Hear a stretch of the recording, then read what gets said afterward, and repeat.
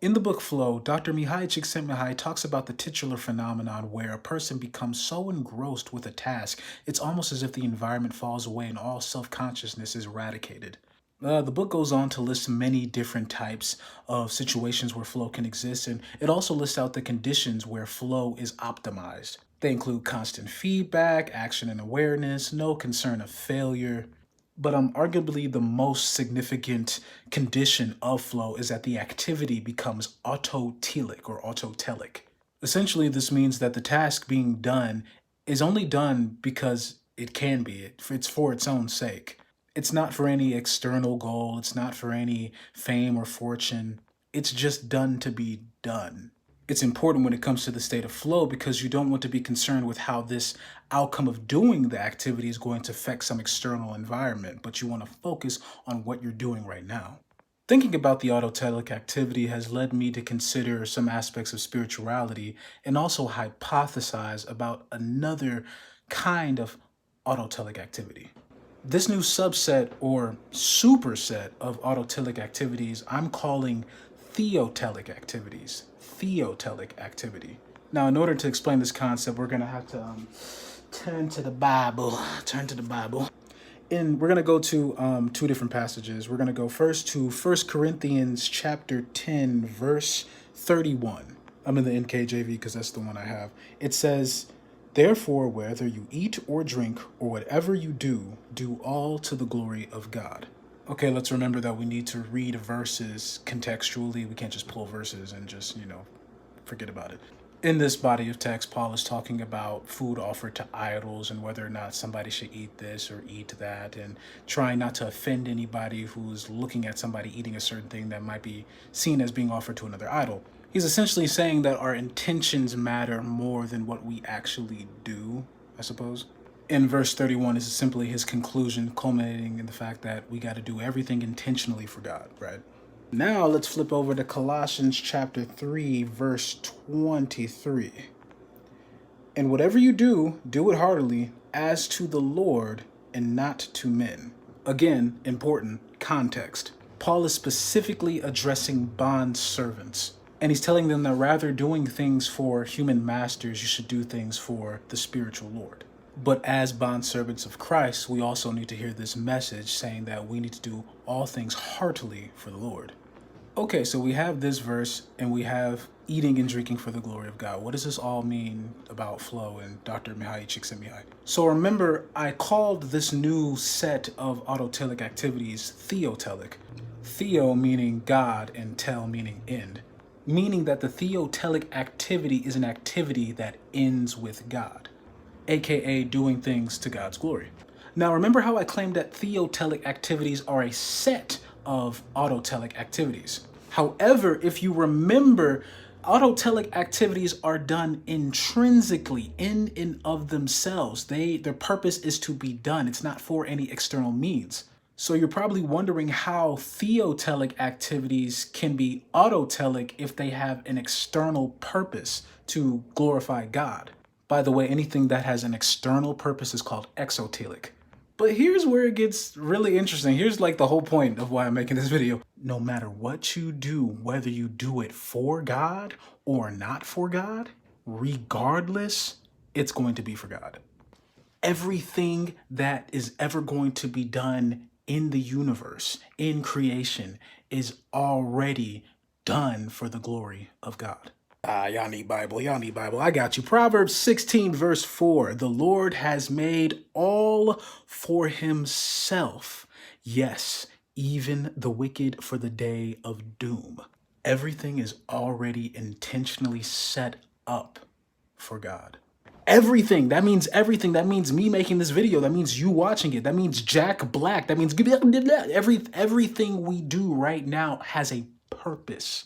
And that's where it gets shaky, because if all things are theotelic, if all things end with God, are they autotelic or exotelic?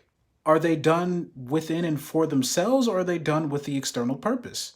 If I pick up this pencil just to pick up this pencil, it's autotelic. I'm not using it to write. I'm not using it to do anything. And if we ignore the educational purposes of picking up the pencil for teaching, it's autotelic, right? I'm just picking it up to pick it up. But this mere act of picking up the pencil has a purpose to glorify God. So that means it's also exotelic. It also has an external purpose. Now this is like all getting worked out as I go along, and it's just an hypothesis. But I'm thinking that it all just comes down to experience because, for example, if you're playing Chopin at like a piano competition, right? The external purpose is to win, but at the same time, you want to have an autotelic experience where it's almost as if you're just playing to play. So I do understand that, but okay, I think I get it. It's the fact that something can be exotelic, meaning it has an external purpose, but it can be felt as if it doesn't have a purpose. Okay, so now I think I have a grasp on what theotelic activity really is and what it really means as an idea, as an hypothesis. All things are exotelic because they are theotelic, right? They are all drawn to God. All things belong to God. All things have a purpose in God, right? And whatever we do, as the Bible states, whatever we do, whether it's mistake, whether it's evil, as Proverbs said, even in the day of doom, or even if it's good or heroic, whatever it is for God, right? So that means, according to the Bible and using ideas from Dr. Csikszentmihalyi and his book Flow, we can come to this conclusion that we are required as believers to have an autotelic experience of life 24/7. That means even though we might do something that has a goal, even if we don't accomplish it, it is destined to accomplish its goal in God. Okay, here's the part where it turns into a sermon. Do you know how many unfinished projects there are out there? Great works of art, great project plans that are unfinished for whatever reason. Either the person died or just gave up. I was just reading this book by Donella H. Meadows called Thinking in Systems. Apparently she died before finishing the book and somebody had to finish it for her. So even those unfinished projects, even those unfinished results required actions and things that glorified God anyways. We might have plans for something and God might allow us to even start those plans and even almost reach a goal, but he might just say like you can't reach the goal. I can't say that's not true because it happens all over the world all the time. Just because you don't accomplish something doesn't mean it won't be accomplished in God.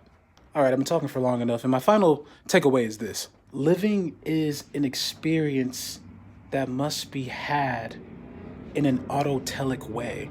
God wants us to be present through it all, to not escape. Be sober, be aware, beware. Even if your life feels purposeless at the moment, it is in actuality theotelic. Even this nonsense season that you might be in is theotelic, but you're trying to escape it through whatever means you do, through abandonment, through drugs, through drinking, through fornication, through whatever it may be. You're trying to run away from the pain, from the season that you're in.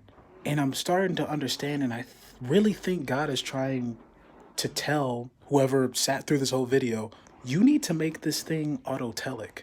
You need to do all of this. You need to suffer heartily. You need to praise heartily. You need to grind through heartily. You need to grit your teeth heartily. You need to just work through it heartily, man.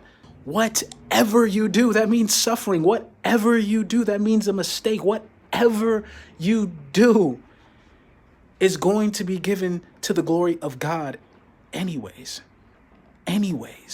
Please stop trying to figure out what your purpose is. You already have a purpose. This is a message to me too, y'all. Like, just, you already have a purpose. Your life is theotelic. And God wants you to flow into it all. You know what I think flow is actually called in the Bible? Grace.